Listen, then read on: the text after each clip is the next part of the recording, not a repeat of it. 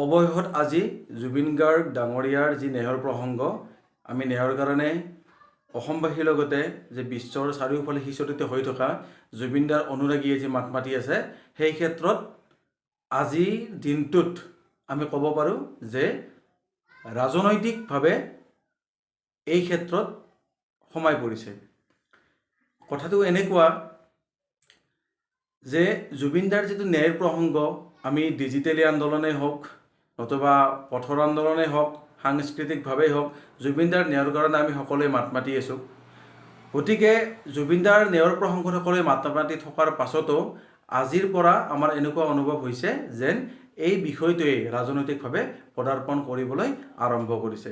ইয়াৰ যিটো পৰিকল্পনা নিশ্চয় আগৰ পৰা চলি আছিলে, কিন্তু আজি প্ৰায় এমাহ পাৰ হৈ গুচি গ'ল। এমাহ আজি প্ৰায় 32-33 দিন হৈ গ'ল। তাৰ পাছত তাৰমানে আজিৰ পৰা যেন এইটো ৰাজনৈতিকভাৱে পদাৰ্পণ কৰাৰ কাৰণে আগবাঢ়িবলৈ ধৰিছে আমাৰ দৃষ্টিত হৈছে। লগতে এইকাৰণে মই এই কথাটো ক'ব বিচাৰিছোঁ যে এই যিটো বিষয় জুবিনদাৰ ন্যায়ৰ প্ৰসংগ এই ক্ষেত্ৰত জুবিনদাৰ ন্যায়ৰ কাৰণে শাসক পক্ষই মাত মাতিছে। আজি শাসক পক্ষই যদি জুবিনদাৰ ন্যায়ৰ কাৰণে যাৰ ওচৰতে নহওক যদি দাবী উত্থাপন যদি প্ৰাকৃতিকভাৱে কৰিলে হয় তেতিয়াহ'লে ক'বলগীয়া একো নাছিলে। কিন্তু এনেকুৱা ধৰণৰ দৃষ্টিগোচৰ হৈছে আমাৰ যে এইটো পূৰ্ব পৰিকল্পিতভাৱে এই এটা মানে আন্দোলনৰ যিটো দিশ এই দিশটো নিবলৈ বিচৰা হৈছে, divide and rule policy system কৰিব বিচৰা হৈছে। যে জুবিনদাৰ অনুৰাগীৰ মাজত যে ভাগ বতৰা কৰিবলৈ ইমান দিনে চেষ্টা কৰি থকা হৈছিলে তাৰ যেন আজি এইটো এটা পৰীক্ষামূলকভাৱে তেওঁলোকে কৰিবলৈ আৰম্ভ কৰিছে। এইবাবেই কৈছে এই কথাটো যে এই ক্ষেত্ৰত শাসকীয় দলৰ কোনোবা নেতাৰ মুখৰ পৰা এই কথাটো ওলাইছে যে আজিহে জুবিনদাৰ আচল অনুৰাগীবিলাক ৰাজপথলৈকে ওলাই আহিছে। যদি আজি জুবিনদাৰ আচল অনুৰাগী যদি আজি ওলাই আহিছে তেতিয়াহ'লে ইমান দিনে যে জুবিনদাৰ ন্যায়ৰ কাৰণে মাত মাতি আছে সেইবিলাক তাৰমানে কি আছিল? নকল অনুৰাগী। তাৰমানে কি সেইবিলাকক এখেতসকলে অপমান কৰা নাইনে বাৰু? এইটো এটা বহু ডাঙৰ প্ৰশ্ন। আজি যদি আচল অনুৰাগী ওলাই আহিছে, ইমান দিনে যিবিলাকে মাত মাতি আছিলে সেইবিলাক কি আছিলে? নকল অনুৰাগী। আপোনালোকক আমি নকল অনুৰাগী আচল অনুৰাগী এইবিলাক ক'ব বিচৰা নাই, কিন্তু ময়ে নহয় নিশ্চয় সমগ্ৰ অসমৰ পৰা জুবিনদাক ভাল পোৱা প্ৰতিগৰাকী ব্যক্তিয়ে এই ক্ষেত্ৰত মাত মাতিব। অকল মই বুলি ক'লে ভুল হ'ব, মই ভুলো হ'ব পাৰোঁ। নিশ্চয় ৰাইজৰ যিটো জনজাগৰণ, ৰাইজৰ যিখিনি কথা সেই কথাখিনি যেতিয়া সন্মুখত ওলাই আহিব তেতিয়া নিশ্চয় ধৰা পৰি যাব যে এইটো কেনেকুৱা ধৰণৰ আন্দোলন আছিল, এইটো আৰ্টিফিচিয়েল নে এইটো নেচাৰেল আছিলে। গতিকে প্ৰাকৃতিক আৰু কৃত্ৰিম এই দুটা বস্তুৰ মাজৰ পাৰ্থক্যটো নিশ্চয় সকলোৱে বুজি পায়।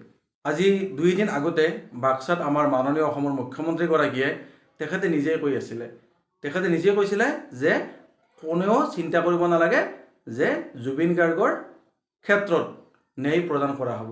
অসমৰ এজন মুখ্যমন্ত্ৰীয়ে কৈছে, আৰু মুখ্যমন্ত্ৰীজন হ'ল শাসকীয় দলৰ। তে এই ক্ষেত্ৰত আমাৰ সন্মুখত এটা প্ৰশ্ন আহি পৰে, এই যে শাসকীয় দলটোৱে যিটো দলে আন্দোলনত নামি পৰিছে এতিয়া বৰ্তমান সময়ত, তেওঁ কাৰ বিৰুদ্ধে আন্দোলন কৰিছে? তেওঁলোকে কাৰ ওচৰত দাবী উত্থাপন কৰিব বিচাৰিছে? তেওঁলোকে ন্যায়ালয়ৰ নাম লৈছে। নিশ্চয় ন্যায়ালয়ৰ ওচৰত দাবী উত্থাপন সকলোৱে কৰক, আমিও কৰোঁ। আমি ন্যায়ালয়ৰ ওপৰত আমাৰ সম্পূৰ্ণ আস্থা আছে। ইভেন আমি মুখ্যমন্ত্ৰীগৰাকীকো আমি ইয়াৰ পৰা বাহিৰত ৰখা নাই। মুখ্যমন্ত্ৰীগৰাকীয়ে এই ক্ষেত্ৰত সকলোকে আমাক এটা আভাস দিছে, সকলোকে কৈছে যে মানে জুবিনদাই ন্যায় পাবই, জুবিন গাৰ্গৰ ন্যায়ৰ ক্ষেত্ৰত কোনো চিন্তা কৰিব নালাগে। তাৰ পাছত এখেতসকলে কাৰ বিৰুদ্ধে বা কাৰ ওচৰত দাবী উত্থাপন কৰি কেনে এই আন্দোলন কাৰ্যসূচী হাতত লৈছে আমি গম নাপালোঁ। এনেকুৱা লাগে যেন তেওঁলোকে ইমান দিনে যিসকলে জুবিনদাৰ কাৰণে justice for Zubeen Garg hashtag লগাই আছে, তাৰ পাছত আপোনাৰ যিসকল দল সংগঠনে এই ক্ষেত্ৰত মাত মাতি আছে, যেন তেওঁলোকৰ বিৰুদ্ধেহে এই আন্দোলন এনেকুৱা যেন পৰিলক্ষিত হৈছে। এইটো সঁচা মিছা নিশ্চয় সময়ত পৰিস্ফুট হৈ পৰিব। কিন্তু ৰাজনৈতিকভাৱে সি বিজেপি হওক, সি কংগ্ৰেছ হওক, সি AJP হওক, সি ৰাইজৰ দল হওক, সি বাওঁপন্থী যিকোনো দলেই নহওক কিয়, কোনেও ইয়াৰ পৰা এডভান্টেজ লোৱাৰ চেষ্টা কৰিব নালাগিছিল। আমাৰ দৃষ্টিত সকলোৱে জুবিনদাৰ কাৰণে একত্ৰিত হৈ সমগ্ৰ অসমবাসী একত্ৰিত হৈ কিনে মাত মাতিব লাগিছিল।